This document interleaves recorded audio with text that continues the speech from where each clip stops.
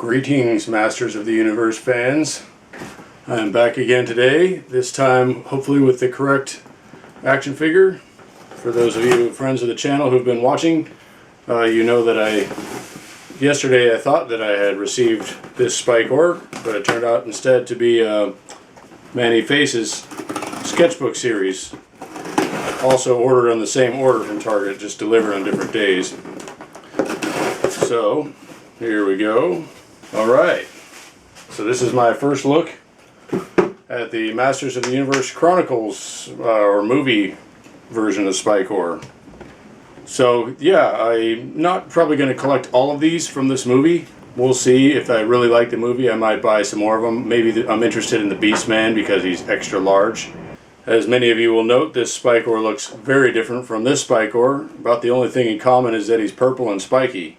So yeah, first you can see what he looks like in the package. It's new package art.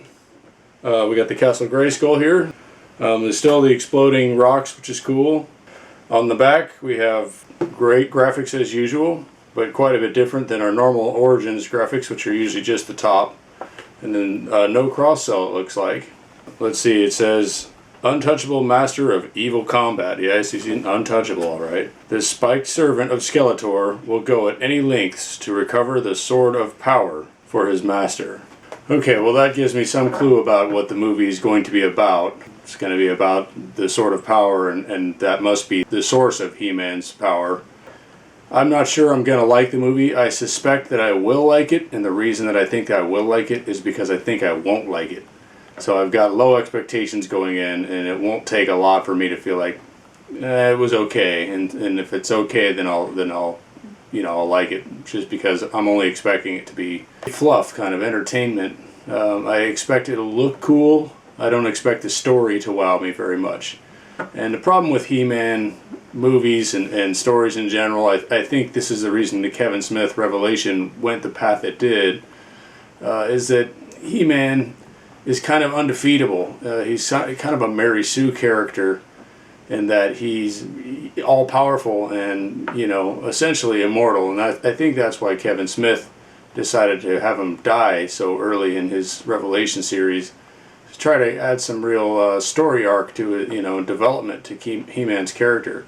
Because if you just have He-Man sort of the way he's portrayed in the Filmation stories, there's not really a lot of character growth for He-Man. He's just undefeatable, all-powerful. He's always going to win.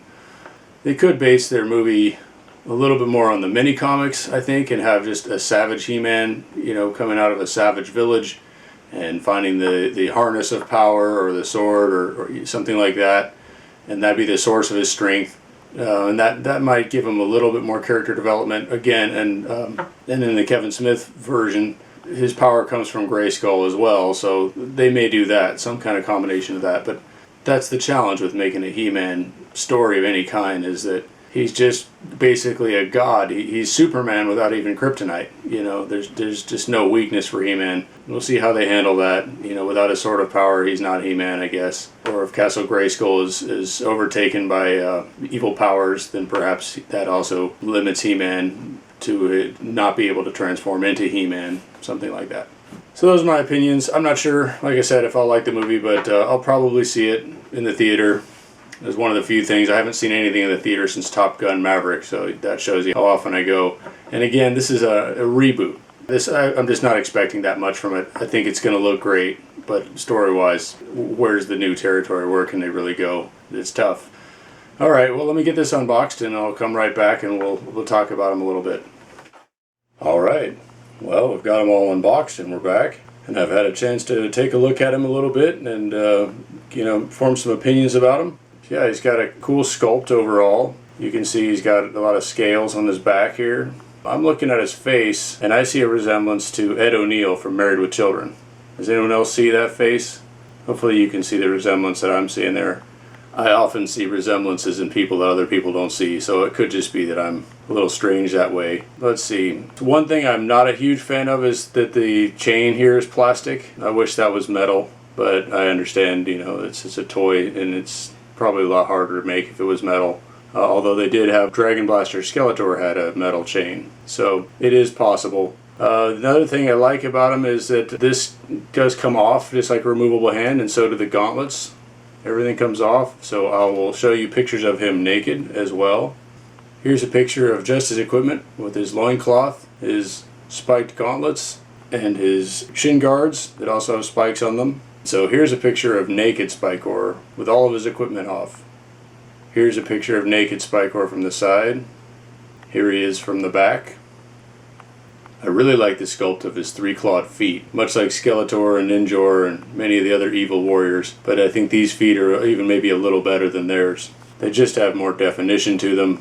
They look a little bit cleaner.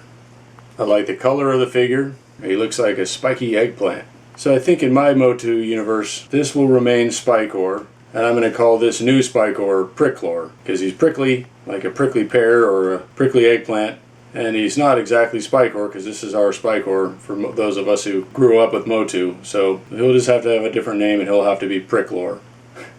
I hope that's alright with you guys. Pricklor meets Spikor. Hey, Spikor, I'm Pricklor. Pricklor, I should bash you right now for trying to steal my gimmick. Arrgh. Okay, you two, break it up. Break it up. Well, I can see where Pricklor would be a salty guy having to carry around this mace all the time attached to his own arm. That's pretty rough. Imagine having that weight attached and not being able to, scratch your butt or anything with that hand. He's really got a hard time. Makes it pretty hard to eat, wouldn't you say? Poor Pricklor here. He's going to have a hard time doing a lot of things with only one hand here. Anyway, another character I think he looks kind of like is the Frost Giants from the second Thor movie in the Marvel Universe. I'm not sure. I haven't seen that movie probably since it was in the theaters. But for some reason that's the impression I have, is that there were characters in one of those Thor movies that looked something like this. Very spiky and blue or purple, something of that nature. So I think that's true. Maybe you guys can correct me if it's not. See if there's somebody he resembles to you guys. I'm not sure what you guys think. We'll see if he can flail this thing. He's kind of got an action feature. If only he had the action feature of the old school He-Mans, he'd have a pretty good flail feature going here. What were those games where you flip the ball into the cup or something like that? Come on, see if you can do it. Can he hit himself in the face? Well, he can definitely hit himself. Well, I think I've had some fun with this video. Hope you guys had some fun watching it with me and saw something in it that maybe you hadn't seen before. Love to hear what you guys think, if he looks like anyone you've seen from anything else. And if you think you're going to get him for your own collection, whether or not you like the movie. Also interested to hear if you guys are really excited for the movie, or you think it's going to suck, or if you're more like me and just wait and see and expect fairly low expectations and just enjoy it, whatever it is. Not really expecting it to wow you story-wise, just maybe wow you with the visuals.